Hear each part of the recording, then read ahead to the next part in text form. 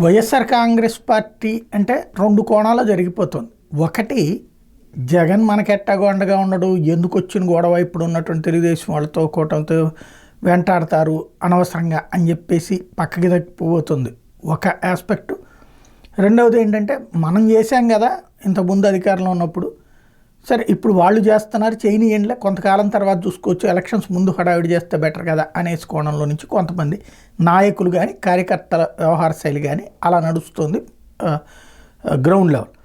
అయితే ధైర్యం చేయటం అన్నటువంటిది కొంతమంది నాయకులు, మిగతా వాళ్ళు మాటలు ఎన్నన్నా ఏమన్నా సరే సైలెంట్గా ఉండటం, లేదంటే కనుక శాంత పక్కకి తప్పుకుంటున్నటువంటి దశలో ఎవరో కొంతమంది వైఎస్ఆర్ కాంగ్రెస్ పార్టీ సంబంధించి ఇప్పుడు గుడివాడ అన్నాదు, లేకపోతే కనుక ఇది భరత్ మారగాని భరత్, తర్వాత మన మెయిన్ అయితే పేర్ని నాని, అట్లాగే అంబటి రాంబాబు. అందులో పేర్ని నాని ఇప్పుడు తనని లైమ్లైట్లోకి రాకుండా అయిపోయింది వాళ్ళ కేసుకు సంబంధించినటువంటి సిచ్యువేషన్.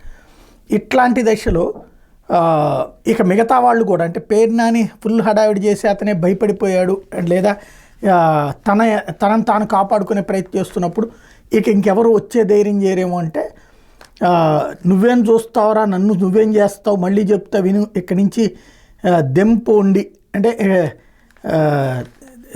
ఏది పదం వాడడం అసహ్యకరమైన పదం అనుకుంటే, అటు చూపుడు వేలుతో హెచ్చరిస్తూ భీకరమైన గొంతు ఎమ్మిగనూరు మాజీ ఎమ్మెల్యే ఎర్రకోట చెన్నకేశ్వరరెడ్డిని సిఐ ఇబ్రహీం దుర్భాషలాడుతూ బెదిరించినటువంటి అంశం అంటూ దాని మీద ఎమ్మిగనూరులో సోమప్ప సర్కిల్లో వైఎస్ఆర్ కాంగ్రెస్ పార్టీ కార్యకర్తలు ధర్నా చేయడం అన్నటువంటిది సంచలనం సృష్టించింది.